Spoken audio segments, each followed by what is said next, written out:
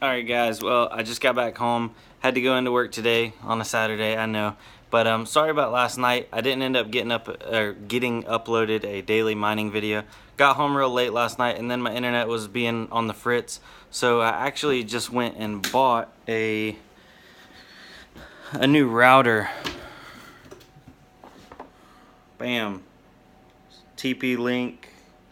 I don't know, it's got like 450 Mbps speed and seems to be pretty good. This is my old router right here. It was an old Linksys, but for some reason the connection kept dropping off on it. I went in, reset all the settings, and it still was doing the same thing. So I would start to upload a video and then all of a sudden it would lose connection and then it would fail uploading the video, and I got really frustrated with it, so I just eventually gave up.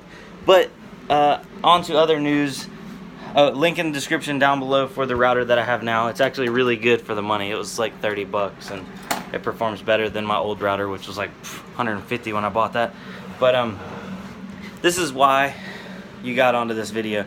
And you know what, for right now, let me turn off this my cooling in here so you can actually hear me. There we go. They won't get hot that fast. But yeah, so this is why you clicked on this video.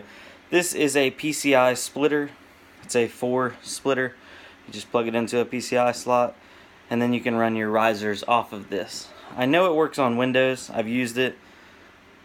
But does it actually work on SMOS? That's the question. I don't know if it has the drivers or not for it, but we're gonna find out. So just to reference what it's actually making hash wise, because we want to also see not only does it work, but what kind of hash rate are we getting. So let me flip the camera around and see what it's looking like. Alright, so if you see our total hashes right there, we're hovering right below 1500. It's like 1486, 1472. So just for ease of use, we're gonna say right below 1500 total sols across 4 cards. And what I'm gonna do is it's 2 1080s and then 2 1050 Ti's, and I'm gonna run all of them through this to see if it actually works and to see if we get any degradation on hash rate speed. So yeah, I'm gonna throw it in there and then cut to that clip. Alright, to show you what it looks like now, I have all 4 of these graphics cards plugged the USB into all of the available slots on the splitter, and I'm gonna plug it into the first PCI Express ×16 slot, just because I think we'll have the best luck right there. So there it is, it's in there, and let's do the honors. All of them are getting power. Let's see if I get any video.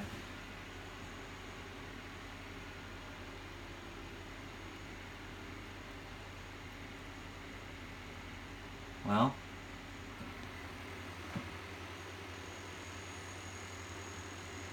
no video on that card.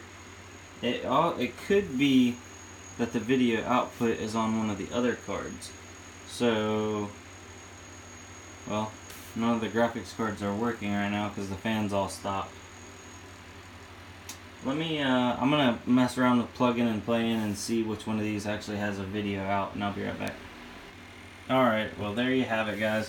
I plugged it into each one of the DVI slots. I gave the system maybe 10 minutes, and you'll notice the fan on the 1080s is not spinning and the fan on the 1050 overclock model is not spinning, and that's because they're not seeing any temperature. They're not warm to the touch, the heat pipes don't have any heat coming off of them, like they're just, everything's cold. The only reason the fan's spinning on this little 1050 is because that's a cheap Zotac card and the fan always spins. Oh, wait a second. Fan just started spinning on that 1080. That is super weird. Oh. Fan started spinning on this 1080. Is it working? Hold on. I'm not getting any video out. I might need to go look on my computer downstairs to see what's going on.